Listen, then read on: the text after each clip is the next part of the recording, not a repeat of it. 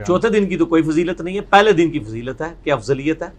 میرا ایک یوٹیوب پہ کلپ بھی ہے، قربانی 3 یا 4 دن، آپ یوٹیوب پہ جا کے لکھیں سعد انجینئر محمد علی مرزا تو کھل جائے گا۔ الموطا امام مالک میں واضح موجود ہے، ابن عمر کہتے ہیں گولڈن چین کے ساتھ ہے، امام مالک نے امام نافع سے سنا ہے اور نافع نے عبداللہ بن عمر سے، کہ قربانی عید کے بعد 2 دن تک درست ہے۔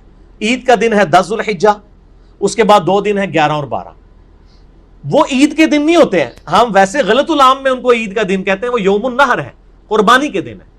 عید کا دن پہلے ہی ہے، ورنہ تو تینوں دن نماز پڑھنا جائز ہوتی، نماز تو پہلے دن ہی ہوتی ہے۔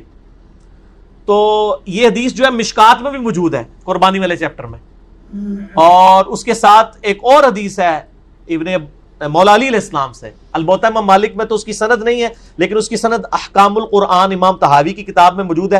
شیخ زبیر صاحب نے اس کے فٹ نوٹ پہ لکھ دیا ہے کہ مولا علی کا یہ جو قول نقل کیا ہے امام مالک نے اگرچہ بغیر سند کے کیا، لیکن اس کی سند موجود ہے احکام القرآن امام طحاوی کی، کہ سب سے افضل پہلے دن قربانی کرنا ہے، اور قربانی 3 دن تک درست ہے، یعنی 10 ذوالحجہ، 11 اور 12۔